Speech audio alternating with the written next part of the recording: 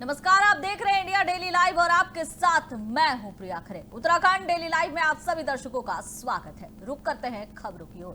देहरादून में मुख्यमंत्री पुष्कर सिंह धामी ने विकास कार्यों और योजनाओं की समीक्षा की। यह समीक्षा मंथन सभागार में आयोजित बैठक में हुई। मुख्यमंत्री ने बैठक में विभिन्न प्रगति रिपोर्टों और योजनाओं की जानकारी ली। विकास कार्यों की गति बढ़ाने और समग्र योजना क्रियान्वयन पर चर्चा की गई। मुख्यमंत्री ने अधिकारियों को समयबद्ध तरीके से काम पूरा करने के निर्देश दिए। बैठक में प्रशासनिक और योजना से जुड़े वरिष्ठ अधिकारी मौजूद रहे। सीएम ने कहा कि उत्तराखंड में विकास कार्यों को जनता तक असरदायक ढंग से पहुंचाना प्राथमिकता है।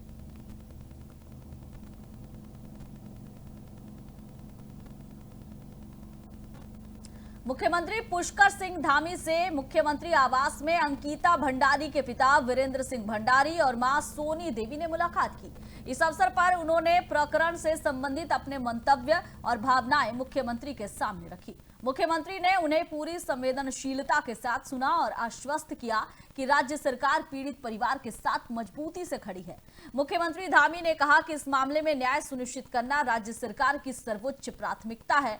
उन्होंने पीड़ित परिवार को हर संभव सहयोग और उनकी मांगों पर सकारात्मक कार्रवाई का भरोसा दिलाया है। सीएम धामी ने कहा कि सरकार न केवल कानूनी प्रक्रिया को मजबूती से आगे बढ़ा रही है, बल्कि पीड़ित परिवार की भावनात्मक और सामाजिक सुरक्षा का भी पूरा ध्यान रख रही है। सीएम से इस मुलाकात के बाद अंकिता भंडारी के माता पिता ने इसे अहम बताया। मुख्यमंत्री धामी ने इधर कहा कि उत्तराखंड के विकास को कुछ लोगों ने 15 दिन से अधिक के समय तक रोके रखा। इस पूरे मामले को अलग अलग तूल दिया जा रहा है। उन्होंने कहा कि एसआईटी की जांच हो रही है। इससे पहले भी अदालत में सरकार ने अपना मजबूत पक्ष रखा है और आरोपियों को आजीवन कारावास की सजा भी हुई है। कानूनी कार्रवाई अपने स्तर पर चलती रहेगी। उसमें दिल्ली हाईकोर्ट का भी निर्णय आया है, यहाँ भी एसआईटी जांच कर रही है और हम अन्य भी जो कानूनी जरूरी चीज़ें हैं उस पर हम पूरी तरह से विमर्श कर रहे हैं और विमर्श करने के बाद उस पर हम अपने स्तर से जो सरकार के स्तर पर निर्णय लेना है, जो अंकिता के माता पिता का जो हमको कहा है उस पर हम निर्णय लेंगे। लेकिन कानूनी कार्रवाई अपनी तरफ चलती रहेगी। हाँ, यह है कि जिसके कारण से प्रदेश का पिछले 15 दिनों से ज़्यादा समय तक समय बर्बाद हुआ है। राज्य की इतनी सारी योजनाएं चल रही थी, लोगों को उससे भ्रमित करने का काम हुआ है, लोगों को रोकने का काम हुआ है, कहीं ना कहीं किसी न किसी प्रकार से अवरोध पैदा करने का काम हुआ है। तो उन्हें उत्तराखंड की जनता से माफ़ी मांगनी चाहिए, जो भी जिम्मेदार लोग कि कानूनी कार्रवाई अपने। और इस मामले पर ज्यादा जानकारी के लिए हमारे साथ उत्तराखंड के ब्यूरो चीफ अजय पांडे जुड़ गए हैं। अजय, अंकिता भंडारी के माता पिता से सीएम धामी ने मुलाकात कर ली है और साथ ही उनकी क्या राय है जानी, और अब सीएम धामी ने कहा है कि अंकिता भंडारी के माता पिता जैसा चाहते हैं उसी आधार पर कार्रवाई होगी। अंकिता भंडारी के माता पिता मुख्यमंत्री आवास पहुंचे थे और वहां पर मुख्यमंत्री ने उनसे मुलाकात की है और मुख्यमंत्री ने उनको आश्वासन भी दिया है कि पहले न्याय किया गया है, हर स्तर से जांच पड़ताल की गई है। और अंकिता भंडारी के माता पिता से उन्होंने कहा कि अगर आप चाहते हैं कि अन्य तरीके से भी जांच हो तो उस जांच की ओर भी आगे कदम बढ़ाएंगे। यानी कुल मिलाकर के मुख्यमंत्री ने संकेत दिए हैं कि अगर अंकिता भंडारी के माता पिता चाहेंगे कि सीबीआई जांच हो तो सीबीआई जांच होगी। लेकिन प्रिय सवाल ये उठता है कि अंकिता भंडारी के माता पिता शुरू से ही सीबीआई जांच की मांग करते रहे हैं। उस वक्त सीबीआई जांच की जगह पर एसआईटी की जांच हुई थी और अब अंकिता भंडारी के माता पिता क्या चाहते हैं ये साफ तभी होगा। मुख्यमंत्री से क्या उन्होंने बात की है जब अंकिता भंडारी के माता पिता खुलकर इस विषय पर बातचीत करेंगे, क्योंकि उन्होंने मुख्यमंत्री से बातचीत की है। मुख्यमंत्री के बातचीत के बाद से वो काफी आश्वस्त नजर आ रहे हैं। लेकिन अजय, यहाँ तो सीएम ने साफ साफ कह दिया ना कि अंकिता भंडारी के माता पिता जो चाहते हैं, उनके जो मंतव्य है उसी हिसाब से काम किया जाएगा और वो तो पहले से ही सीबीआई जांच की मांग कर रहे हैं। यानी अब तो सरकार की मुहर लगने की देरी है ना। जी हाँ, बिल्कुल। देखिए, जिस तरह से मुख्यमंत्री ने कहा है और उन्होंने अपना बयान दिया है, उससे तो ये बात तय है कि आने वाले दिनों में अगर अंकिता भंडारी के माता पिता मुख्यमंत्री को उन्होंने क्या कहा है और कौन सी जांच चाहते हैं तो उस तरह की जांच होगी, उस दिशा में सरकार आगे बढ़ेगी। लेकिन देखिए, शुरू से ही सीबीआई जांच से सरकार बचती रही है। बिल्कुल। सरकार हाँ। का कहना है कि इनके पास जो एसआईटी है वो पर्याप्त है और एसआईटी ने हर विषय को लेकर के गंभीरता से चर्चा की, हर एक उस नाम को लेकर के चर्चा की जो संभावित थे इसमें इस घटना में। और इसके अलावा उस जांच में जो 3 लोग आरोपी बिल्कुल। पाए अजय, गए, आपने उन तीनों के एसआईटी खिलाफ की बात कार्रवाई की है, तो आज तो उर्मिला सनावर से पूछताछ भी होनी है, तो क्या पूछताछ हो चली है या पूछताछ हो रही है या समय बाकी है? देखिए, उर्मिला सनावर से देहरादून में भी बातचीत हुई है अधिकारियों की, पुलिस अधिकारियों की। और इस समय जब हम बातचीत कर रहे हैं प्रिया, तो इस वक्त उर्मिला सनावर हरिद्वार पहुंची हैं और हरिद्वार में भी उनसे पुलिस की बातचीत हो रही है। तो कुल मिलाकर के वो भी अपना तर्क और पक्ष रखेंगी कि उन्होंने किस विषय, किस आधार पर ये सारी बातें कही है और जो वीआईपी का नाम, दुष्यंत गौतम का नाम उन्होंने रखा, सामने लाया है, तो उसके पीछे क्या मंतव्य है, कहीं कोई साजिश तो नहीं है, या ये पूरी तरह से स्पष्ट है कि वीआईपी के रूप में दुष्यंत गौतम ही थे। तो कुल मिलाकर के वो अपना पक्ष रखेंगी, तर्क देंगी और बताएंगी कि किस परिस्थिति में, किस आधार पर उन्होंने खुल करके भाजपा के बड़े नेता का नाम लिया था। लेकिन जो ऑडियो वायरल हुआ है प्रिया, उसमें साफ साफ तौर पर ये बात सामने आई कि जो पूर्व विधायक हैं सुरेश राठौर भारतीय जनता पार्टी के, उन्होंने दुष्यंत गौतम का नाम साफ साफ तौर पर लिया है। लेकिन क्योंकि बयानों में बार बार विरोधाभास भी देखने को मिल रहा है, उर्मिला सनावर ने पिछले दिनों जब वो देहरादून पहुंची है तो उन्होंने कहा है कि क्योंकि दुष्यंत गौतम का नाम उन्होंने किसी दबाव में लिया था। हाँ। जो पूर्व विधायक है सुरेश राठौर, उनके दबाव के चलते ही उन्होंने दुष्यंत गौतम का नाम लिया था। तो कुल मिलाकर के एक बड़ा पेचीदा मामला बनता जा रहा है। और अब क्योंकि एसआईटी पूरी तरीके से जब जांच पड़ताल करेगी, पूछताछ करेगी, हर एक पहलू पर विस्तार से बातचीत करेगी, उसके बाद ही अच्छा, जांच का ये सिलसिला तो काफी लंबा चला आ रहा है ना, ये तो कोई आज की बात नहीं है। और ये बार बार कहा जा रहा है कि जो मुख्य दोषी है, जो मुख्य आरोपी है, उन्हें छिपाने की कोशिश की जा रही है, क्योंकि ये 1 साल 2 साल का तो मामला नहीं है ना, ये तो काफी लंबे समय से जांच चली आ रही है। अब सवाल ये उठता है कि जो मुख्य आरोपी है उन्हें क्यों बचाने की कोशिश की जा रही है, और दूसरी तरफ अगर दुष्यंत गौतम की बात की जाए तो उन्हें हाईकोर्ट से कहीं ना कहीं राहत भी मिली है। अच्छा प्रिया, देखिए दुष्यंत गौतम को वाकई में ये कहा जा सकता है कि एक तरह से हाईकोर्ट की राहत के बाद उनको भी राहत जरूर मिली है, क्योंकि जिस तरह से वायरल हो रहे थे ऑडियो, जिस तरह से उनके नाम को लेकर के सोशल मीडिया में लोग कुछ भी कह दे रहे थे, कुछ भी लिख दे रहे थे, तो जाहिर है कि अभी फिलहाल इस पर विराम लगा है। तो ये दुष्यंत गौतम के लिए एक राहत भरी खबर जरूर है। लेकिन देखिए, एक बेटी की हत्या होती है, एक बेटी के मरने के इतने दिनों बाद अब फिर से ये मामला खुलता है, फिर से उसके परिजनों को सड़क पर आने के लिए इकट्ठा होना पड़ता है और उनका जो दुख है वो एक बार फिर से जग जाहिर होता है। तो जाहिर है कि ये बड़ा अजीब सा मामला यहाँ पर बनता दिख रहा है। और ऐसे में ये संवेदनशीलता है सरकार की या बाकी अन्य जांच एजेंसियों की होनी चाहिए कि जो नाम सामने उजागर होते हैं या बाकी कहीं जांच में कोई कमी रह गई हो तो उस पर भी विस्तार से एक बार फिर से जांच पड़ताल की जाए, ताकि उस दिवंगत आत्मा को शांति मिले, उसको न्याय मिले, उसके परिजनों को न्याय मिले। उन्होंने अजय, यहाँ सिर्फ न्याय की बात नहीं है, बात है कि क्या लड़कियां सुरक्षित है, और अगर दोषी सचमुच बाहुबली हो तो क्या वो गरीब घर की लड़की जिसके साथ ये तकलीफ हुई, उसने क्या पीड़ा झेली, ये वही जानती है, क्योंकि उसी तक ये बात सीमित रह गई।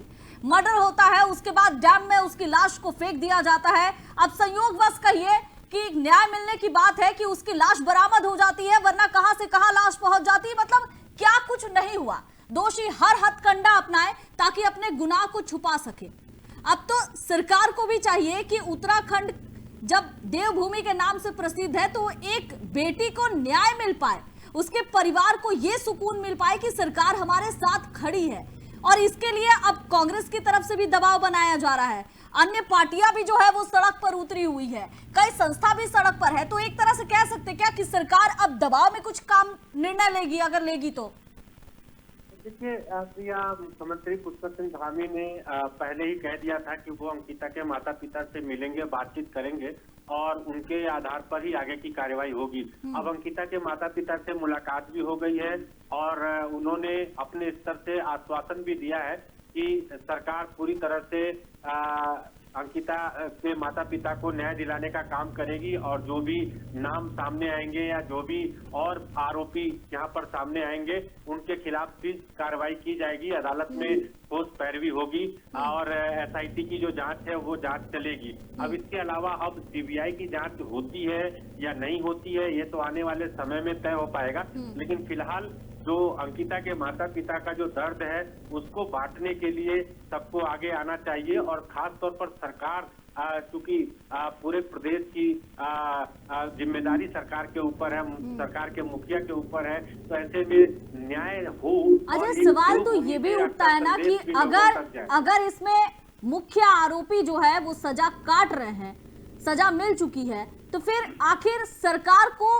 क्या समस्या थी? क्यों सीबीआई जांच नहीं करवा रही है? और जो पत्रकार आवाज उठा रहे थे उनकी आवाज को दबाने की कोशिश क्यों की गई? देखिए, ये अलग अलग पहलू है। सरकार अपना तर्क दे रही है, पुलिस प्रशासन की ओर से भी ये कहा जा रहा है कि उन्होंने कोई कोर कसर नहीं छोड़ी।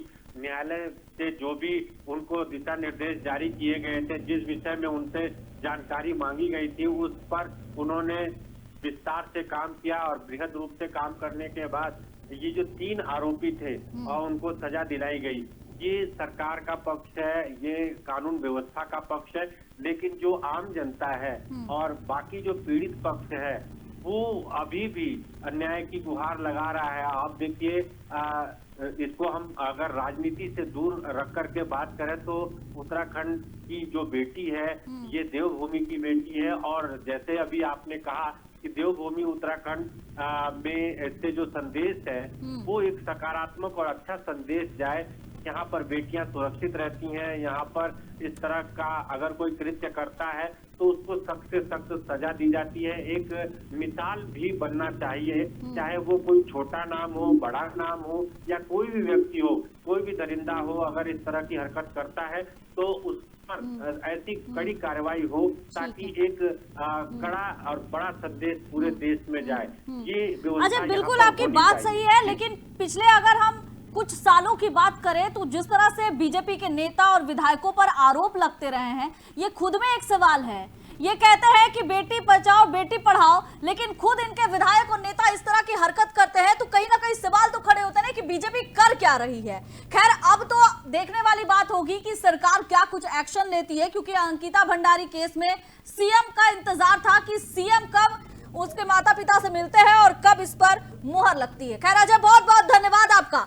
तो बड़ी खबर देखिए, उत्तराखंड से अंकिता भंडारी केस सिर्फ एक केस नहीं है बल्कि एक बेटी को न्याय दिलाने का अब ये जो मुहिम छिड़ चुकी है, पूरे देश भर में ये मुहिम है कि आखिर उस बेटी को कब न्याय मिलता है। सीएम धामी ने मुलाकात कर ली है अंकिता भंडारी के माता पिता से और अब उनकी जो मंशा है उस पर मुहर लगाने की बात भी सामने आ रही है। खैर, देखा जाएगा कि आखिर अंकिता भंडारी केस में क्या रुख होता है। चलिए बढ़ते हैं अगली खबर की ओर। 4 मुकदमे, गैर जमानती वारंट और फिर आरोपी पुलिस की पकड़ से बाहर। हरिद्वार से एक ऐसा ही मामला सामने आया है जिसने पुलिस की कार्यप्रणाली पर बड़े सवाल खड़े कर दिए हैं। हरिद्वार जिले में दर्ज करीबन 4 अलग अलग मुकदमों में गैर जमानती वारंट जारी होने के बाद उर्मिला सनावर अब तक पुलिस की गिरफ्त से बाहर है। इतना ही नहीं, इन मामलों की जांच एसआईटी को सौंपी गई है, लेकिन इसके बाद भी कोई ना ठोस कार्रवाई होती है और ना ही कुछ इस पर एक्शन लिया जाता है। पुलिस और एसआईटी की ओर से उर्मिला सनावर के घर पर नोटिस चस्पा दिया जाता है, बावजूद इसके उसकी मौजूदगी अब तक सुनिश्चित नहीं हो पाई है। ऐसे में आम जनता के बीच ये सवाल तेजी से उठने लगे हैं कि क्या पुलिस जानबूझकर आरोपी को बचा रही है या फिर किसी दबाव के चलते गिरफ्तारी टल रही है। स्थानीय लोगों का कहना है कि जब एक आम व्यक्ति पर वारंट जारी होता है तो तत्काल कार्रवाई होती है, लेकिन इस मामले में आखिर देरी क्यों हो रही है।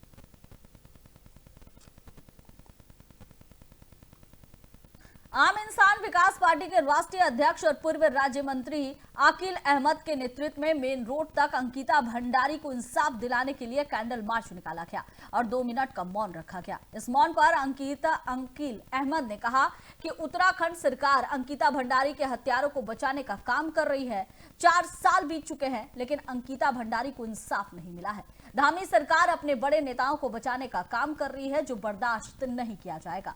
उन्होंने कहा कि आज तमाम विपक्षी दल सड़कों पर आकर अंकिता भंडारी के दोषियों को फांसी दिए जाने की मांग कर रहे हैं लेकिन सरकार के कान में जू तक नहीं रेंग रही है। आकिल अहमद ने आगे कहा कि अगर जल्द ही असली दोषी को नहीं पकड़ा गया तो वो सड़क पर आकर अंकिता भंडारी को इंसाफ दिलाने के लिए आंदोलन करने को बाध्य होंगे। इस मौके पर किसान नेता राजू तोमर ने कहा कि अगर अंकिता भंडारी को इंसाफ नहीं मिला तो किसान भी सड़क पर उतरकर आकिल अहमद के नेतृत्व में लड़ाई लड़ेंगे।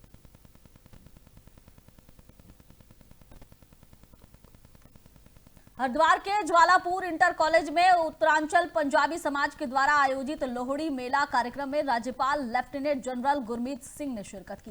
कार्यक्रम की शुरुआत राज्यपाल ने दीप प्रज्वलन कर की। इस अवसर पर पारंपरिक लोकगीत, नाच और सांस्कृतिक प्रस्तुतियों के माध्यम से लोहड़ी पर्व की उल्लासपूर्ण झलक देखने को मिली। पंजाबी संस्कृति के रंग में रंगे इस आयोजन में बड़ी संख्या में समाज के लोग मौजूद रहे। कार्यक्रम स्थल पर पहुंचने पर पंजाबी महासभा के पदाधिकारी और सदस्यों ने राज्यपाल का गर्मजोशी से स्वागत किया। अपने संबोधन में राज्यपाल गुरमीत सिंह ने पंजाबी समाज के संस्कृति और योगदान की सराहना करते हुए कहा कि हरिद्वार के पंजाबी समाज ने लोहड़ी जैसे पर्व को जिस उल्लास और ऊर्जा के साथ मनाया है वो पूरी मानवता के लिए बड़ा संदेश है। उन्होंने कहा कि भारत की पहचान उसकी संस्कृति, मूल्यों और समरसता से पूरी होती है।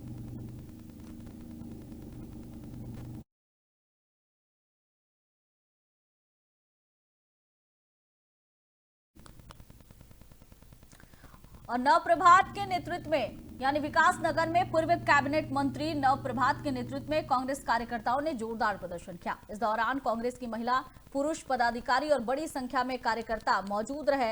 अंकिता भंडारी हत्याकांड को लेकर प्रदर्शन किया गया। भाजपा सरकार के खिलाफ जमकर नारेबाजी की गई और भाजपा सरकार का पुतला दहन किया गया। मौके पर पूर्व कैबिनेट मंत्री नवप्रभात ने कहा कि कांग्रेस चुप बैठने वाली नहीं है। उन्होंने स्पष्ट शब्दों में कहा कि जब तक अंकिता भंडारी को न्याय नहीं मिल जाता तब तक कांग्रेस पार्टी अपनी लड़ाई लड़ती रहेगी।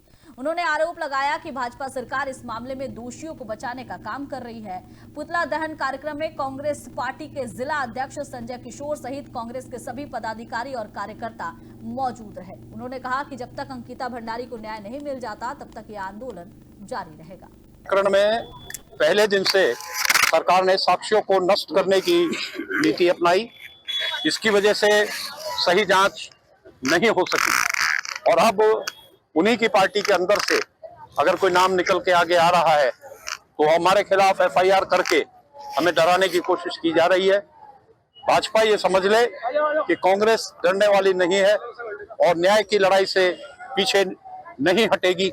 हम अपनी लड़ाई को अंतिम स्तर तक लड़ेंगे और निश्चित रूप से उत्तराखंड की बेटी के लिए न्याय की जीत कराएंगे। सबसे पहले आप लोगों से ये कहना चाहूंगी, कातिल कितना ही सातिर क्यों ना हो, एक दिन वो पकड़ा जाता है।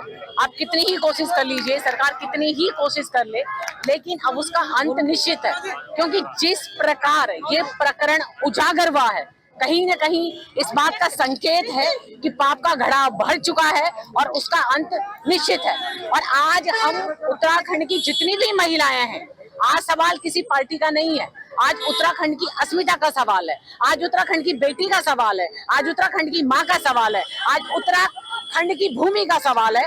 तो हम सब लोग ये जिस भी तरीके से प्रकरण करें, हम भी सोशल मीडिया में कल देखे तो कल हम इससे भी भयंकर रूप देखेंगे। तो हमें बोलना पड़ेगा अपनी बेटियों के लिए। हम किसी पार्टी उससे नहीं आए हैं, हम अपने से आए हैं, अपनी बेटी के लिए आए हैं। अंकिता एक की नहीं, पूरे देश की बेटी थी।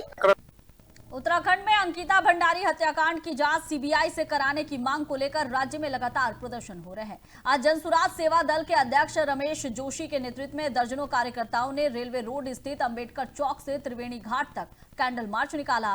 प्रदर्शनकारियों ने सरकार के खिलाफ नारेबाजी की और आरोप लगाया कि वीआईपी का नाम उजागर करने से बचने के कारण सरकार सीबीआई जांच के लिए तैयार नहीं है। रमेश जोशी ने चेतावनी दी कि अगर जन भावनाओं के अनुरूप सीबीआई जांच नहीं कराई गई तो प्रदेश प्रदेश में माहौल बिगड़ सकता है। उन्होंने कहा कि अंकिता को न्याय दिलाने के लिए ये पूरी तरह से हम सड़क पर उतरेंगे और आंदोलन तेज करेंगे। देखिए, हमारी जो बहन है अंकिता, जिसके पास जिस बर्बरता पूर्वक उसकी हत्या की गई, रेप हुआ और हत्या हुई, और उसके बाद जो है आज तक वो लोगों को फांसी नहीं हुई। आप सोचो, जब सेशन कोर्ट से, ट्रायल कोर्ट से अगर उनको आजीवन हुई है तो हाई कोर्ट और सुप्रीम कोर्ट से वो पाक साफ हो जाएंगे, क्लीन चिट हो जाएंगे। तो इस पूरे घटनाक्रम की हम सीबीआई जांच की मांग करते हैं माननीय मुख्यमंत्री जी, देश के यशस्वी प्रधानमंत्री जी से। बस हमारी एक ही मांग है, पूरे घटनाक्रम की सीबीआई जांच, और जो वीआईपी हैं, जो दोषी हैं, उनको जेल की सलाखों। राजनीति और न्याय के बीच जारी अंकिता भंडारी मामले को लेकर बीजेपी प्रदेश अध्यक्ष महेंद्र भट्ट ने अपना रुख साफ कर दिया है। उन्होंने कहा कि प्रदेश का वातावरण दूषित करने का प्रयास किया जा रहा है और बिना तथ्यों के बार बार मामले को उजागर करने के लिए कुछ राजनीतिक दल षड्यंत्र रच रहे हैं। भट्ट ने बताया कि न्यायालय ने दुष्यंत गौतम को राहत तो दी ही है, साथ ही किसी भी मानहानि करने का नैतिक अधिकार किसी को भी नहीं है। मुख्यमंत्री ने भी स्पष्ट किया कि सरकार भावनात्मक रूप से अंकिता भंडारी के परिवार से जुड़ी हुई है और अपराधी को आजीवन कारावास की सजा भुगतनी पड़ रही है। भट्ट ने आरोप लगाया कि कांग्रेस और अन्य दलों के लोग पूरे प्रदेश के वातावरण को तथ्यहीन बातों से प्रदूषित करने का प्रयास कर रहे हैं। इसके साथ ही उन्होंने कहा कि एसआईटी जांच हो रही है और इस प्रकार के लोगों को बेनकाब जरूर किया जाएगा। देखिए, मैं शुरू से इस बात को कह रहा था कि प्रदेश के वातावरण को दूषित करने का प्रयास किया जा रहा है और बिना तथ्यों के बार बार चीजों को उजागर करने का कुछ राजनीतिक दलों द्वारा ये षड्यंत्र था। लेकिन न्याय सबके लिए है। आज न्यायालय में दुष्यंत जी को जो राहत मिली है और उन्होंने स्पष्ट कर दिया न्यायालय ने, इस प्रकार से किसी की मानहानि करने का किसी को नैतिक अधिकार नहीं है। और जब विषय आगे बढ़ता है, और कल माननीय मुख्यमंत्री बहुत स्पष्ट रूप से कह दिया है कि हम भी भावनात्मक रूप से परिवार से जुड़े हुए हैं। सरकार ने की पैरवी का ही पक्ष था कि अपराधी आज आजीवन सजा की सलाखों के अंदर है। ऐसे में एक पूरे प्रदेश के वातावरण को तथ्यहीन बातों को लेकर प्रदूषित करने का काम जो कांग्रेस और अन्य दलों के लोगों ने किया है, आज उनके ऊपर एक बड़ा तमाचा है। धीरे धीरे एसआईटी और जांच कर रही है और इस प्रकार के लोगों को बेनकाब किया जाएगा। उत्तराखंड पुलिस ने डिजिटल पुलिसिंग और न्याय प्रणाली में उत्तम प्रदर्शन करते हुए देश भर में पहला स्थान प्राप्त किया है। एनसीआरबी की मासिक रैंकिंग में उत्तराखंड ने 93.46 अंकों के साथ शीर्ष स्थान हासिल किया है। उत्तराखंड पुलिस के प्रवक्ता और पुलिस महानिरीक्षक सुनील कुमार मीणा ने बताया कि ICJS 2.0 के प्रभावी क्रियान्वयन से पुलिस, न्यायालय, अभियोजन, जेल और फॉरेंसिक प्रणालियों का सफल एकीकरण हुआ है और इसके तहत केस डायरी, चार्जशीट और न्यायिक प्रक्रियाएं अब एक ही डिजिटल प्लेटफॉर्म पर संचालित हो रही है। पुलिस महानिदेशक ने टीम को बधाई दी और कहा कि आगे भी डिजिटल न्याय प्रणाली को और सशक्त करने पर जोर दिया जाएगा। उत्तराखंड पुलिस की यह सफलता देश भर में डिजिटल नवाचार और पारदर्शिता के लिए एक मिसाल मानी जा रही है। एक बार फिर से डिजिटल पुलिसिंग एवं न्याय प्रणाली के आधुनिकीकरण में अपनी अग्रणी भूमिका साबित की है। एनसीआरबी प्रगति के डैशबोर्ड रिपोर्ट की जो मासिक रैंकिंग इस महीने हमें प्राप्त हुई है, उसमें उत्तराखंड ने उत्कृष्ट प्रदर्शन करते हुए प्रथम स्थान प्राप्त किया है। तो ICJS 2.0 के इम्प्लीमेंटेशन पे जो हमारी कार्रवाई चल रही है, उसमें पूरे देश में उत्तराखंड ने पहला स्थान इस बार प्राप्त किया है।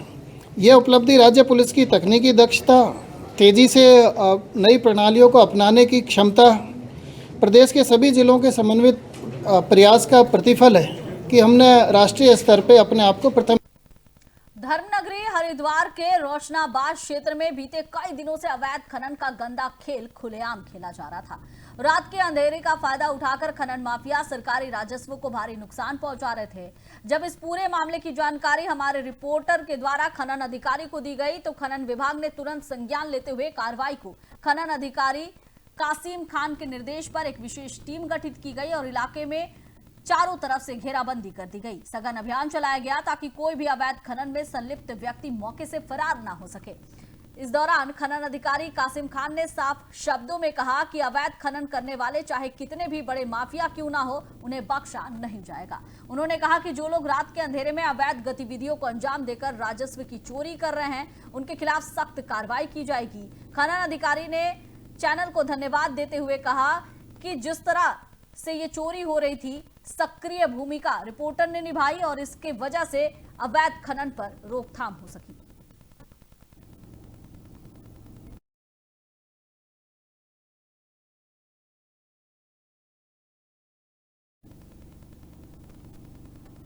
ऋषिकेश में विस्थापित कॉलोनी में हो रहे अवैध निर्माण को लेकर स्थानीय निवासी अंकुर दत्त शर्मा ने कार्रवाई न होने पर नाराजगी जताई। उन्होंने बताया कि कुछ बिल्डर्स बिना एनओसी और नक्शा पास किए कॉमर्शियल बिल्डिंग का निर्माण कर रहे हैं। संबंधित विभागों से शिकायत और सूचना के अधिकार के तहत जानकारी ली गई, लेकिन इसके बावजूद भी कोई कार्रवाई नहीं हुई और इससे लोग नाराज नजर आ रहे हैं। कार्रवाई नहीं होने से शर्मा ने अपनी सुरक्षा को खतरा बताया और मांग की कि अगर इस पर फिर भी कोई कार्रवाई नहीं होती है तो फिर कोर्ट का दरवाजा खटखटाया जाएगा। ऋषिकेश विस्थापित क्षेत्र में लगभग 3 बिल्डिंग निर्मित हैं, जिनके नाम है वीरभद्र अपार्टमेंट, 298 द गंगेश और 85 द गंगेश। तीनों ने मानकों का उल्लंघन करके ये बिल्डिंगें बनाई हैं। 9 में किसी विभाग से एनओसी ली गई है, ना एमडीडीए का नक्शा पास है। और 85 द गंगेश जो बिल्डिंग है वो तो बल्कि सीवर लाइन के ऊपर निर्माणाधीन है, जिसकी आज तक विभाग भी मुझे सूचना नहीं दे रहा है।